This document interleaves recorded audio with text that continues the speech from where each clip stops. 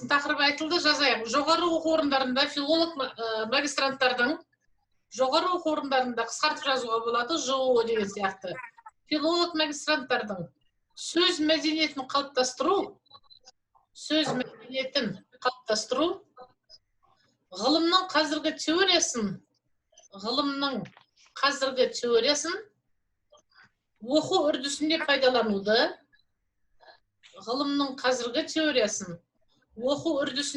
пайдалануды, жеке құндылықтарды талап етеді. Жеке құндылықтары, жалпы құндылықтарды өткен сабақтарда талқылаған болатынбыз, семинар сабақтарында. Жеке құндылықтарды талап етеді. Үлгеріп жатырмыз ба, магистранттар? Ары қарай. Жалпы мәдениеттің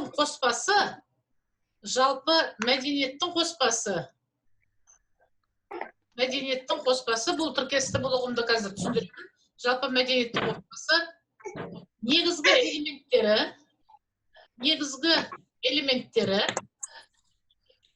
элементтері ойлай білу мәдениеті. Бұл тіркесті бұрын соңды біз пайдаланған жоқ едік. Естеріңізде ме? Біз сөйлеу мәдениеті туралы көп айттық. Магистранттар, солай? Ойлай білу мәдениеті. Бір арқылы жалғастырайық. Сезім мәдениеті. Байқап отырсыздар ма? Сезім мәдениеті деген тіркес қандай? Сезім мәдениеті, іс-әрекет және сөз мәдениеті. Так. Жақсы. Сөз жоғары оқу орындарында филолог магистранттардың сөз мәдениетін қалыптастыру, ғылымның қазіргі теориясын оқу үрдісінде пайдалануды, жеке құндылықтарды талап етеді деп бастадық. Сонымен ойлай білу мәдениеті, сезім мәдениеті, іс-әрекет және сөз мәдениеті. Филолог магистранттар сөз мәдениетінің мәнін тексергенде, филолог магистранттар әңгіме сіздер туралы сөз мәдениетінің мәнін тексергенде,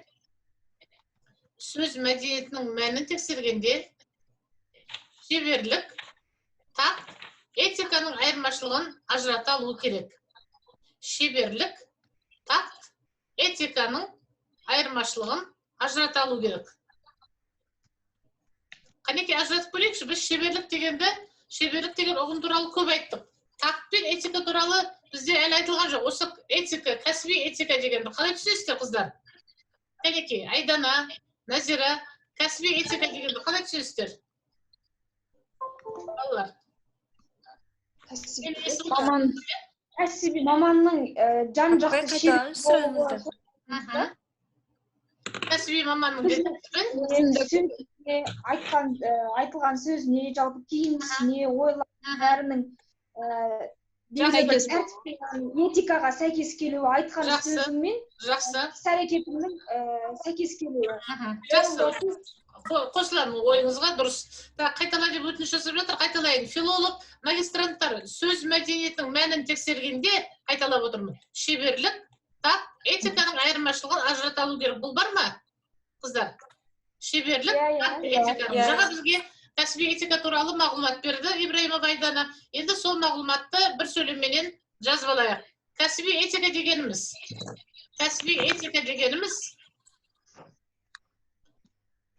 этика дегеніміз филолог магистранттардың рухани тәрбиесі. Осы ғой деп жаңа сіздің айтқаныңыз, солай емес пе? Филолог магистранттардың рухани тәрбиесі, оның қоғамдық ортадағы міндеттері. Қазір осыны ашып айтамыз, қоғамдық ортадағы міндеттерін. Ағымжан, қосылдыңыз ба? Иә, апай, қосылып отырмын. Көрмей тұрғаннан кейін, қош келдіңіз. Так. Соныменен, кәсіби этика дегеніміз филолог магистранттардың рухани тәрбиесі, оның қоғамдық ортадағы міндеттері. Жастар ішінде қоғамдық ортадағы міндеттерін мен былай саралап едім. Адамгершілік, қоғамдық ортадағы міндеттері, адамгершілік, бедел, такт, белсенділік. Келісесіздер ме, қыздар? Адамгершілік, бедел, такт деген сөз соқты ғой. Белсенділік, шыншылдық, тағы басқа болып табылады, тағы басқалар. Яғни бұл қоғамдық ортадағы міндеттері. Мінекей, кәсіби этика дегеніміз филолог магистранттың рухани тәрбиесі екен. Енді шеберлік дегеніміз не екен? Кәнеке, кім айтады? Назерке Қанатбекова. Шеберлік деген туралы көп айттық қой сабақтарда. Кеше интеллектуалды тұлғаны шеберлік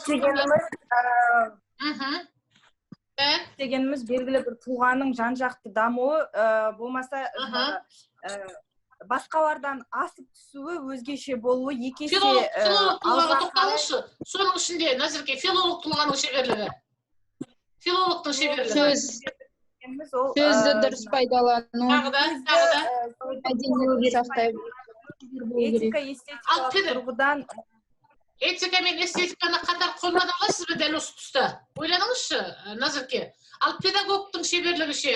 Оны тек қана шебер адамдар ғана, шебер филологтар ғана қолдана алатын шығар. Кез келген адам этика мен эстетиканы, кез келген филолог бір бағытта ұстауы өте қиын деп ойлаймын. Назерке, тағы да назар аударғым келіп отыр. Этика мен эстетика деген екі терминді дәл осы тұста қатар қолдану қаншалықты маңызды, қаншалықты ұтымды? Менің сұрағым түсінікті ғой, балалар? Жақсы. Ары қарай, шеберлік бір сөйлемменен жаңағы Назеркенің ойын түйіндейік, онда шеберлік.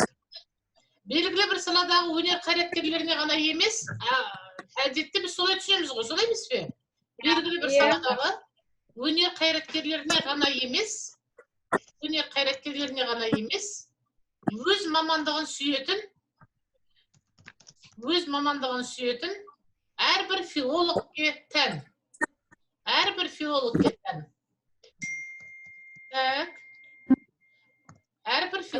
тән. Филолог магистрант мәдениеті.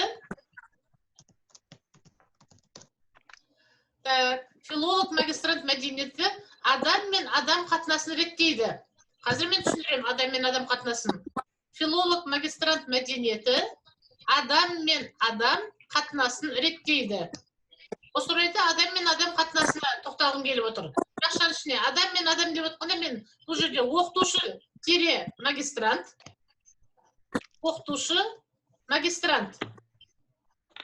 немесе оқытушы-атана. Адам мен адам қатынасын айтып отырмын. Қазір мен оқытушы-атана және оқытушы-оқушы. Мектепте сабақ беретіндер көп қой орталарыңызда. Оқытушы-оқушы. Так. Әрбір маман.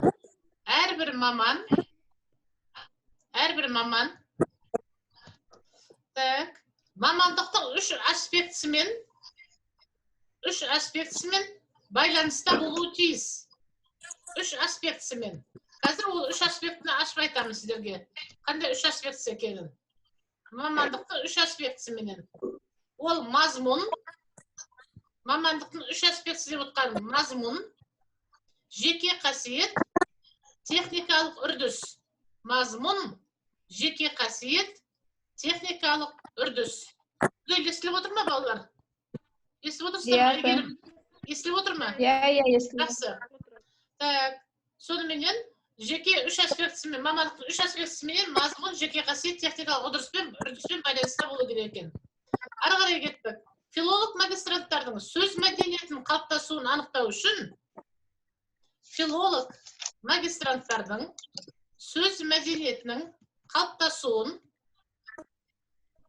анықтау үшін мәдениеттің жүйелі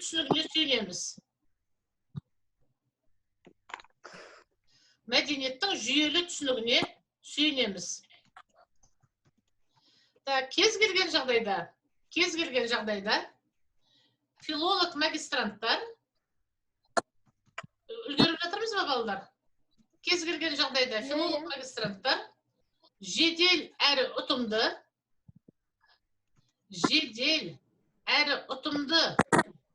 сөз айту арқылы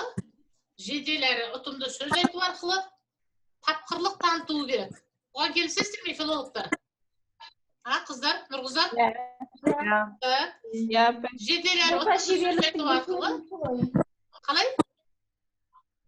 Естімей жатыр. Бір шеберліктің көрінісі ғой деймін да. Әрине. Сөз айту арқылы тапқырлық таныту керек. Ол үшін қажет жест мимиканы қолдануына болады. Сіздер көп қолданасыздар ма жест мимиканы? Қыздар? Иә. Өздеріңіз бақылау жасап көрдіңіздер ме? Жест мимиканы. Жақсы. Ары қарай кеттік. Сөз мәдениетінің келесі түсінігі, сөз мәдениетін біз филологтың тұлғасын қалыптастырып отырмыз, тілдік тұлғасын. Сөз мәдениетінің келесі түсінігі биязылық. Биязылық дегенді қалай түсінесіздер, балалар? Биязылық.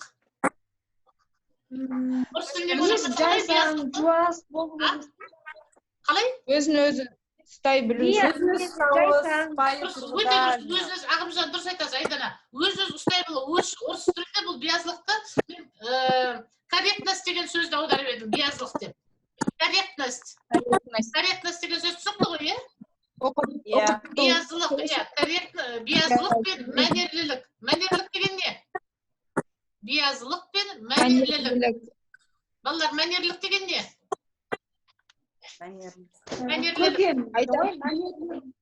Көркем болуы.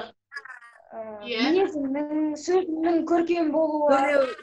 Сөзінің өзі жағымды естілуі. Мағыналы. Дұрыс айтасыздар. Мәнерлілік тыңдаушы қызығушылығын арттырады. Мәнерлілік тыңдаушы қызығушылығын арттырады. Мәнерлілікке сөздің образлығы кіреді. Бұған келісесіздер ме? Мәнерлілікке сөздің образлығы кіреді. Тек қана образлық пен мәнерлілік білуге бола ма? Жоқ, тағы да не нәрсеге құрылады мәнерлілік, балалар? Мәнерлілік. Ол тілдік тұлғаның негізгі қасиеті ғой, сөйлеу мәдениетіндегі. Сөздің жүйесінде. Жақсы, тағы да. Жақсы, тағы да. Және орынды қолдана білу, және әр сөзді айтқан кезде оған. Жақсы. Осыны жазып қойып, сөздің тек мәнерлілігі мен образлығы ғана емес. Жазайық. Сөздің тек мәнерлілігі мен образлығы ғана емес. Сөздің тек мәнерлілігі мен образлығы ғана емес, логикаға құрылуы. Солай емес пе? Иә. Логикаға құрылуы, Назерке дұрыс. Логикаға құрылуы. Дүниенің тілдік бейнесімен арақатынасы маңызды.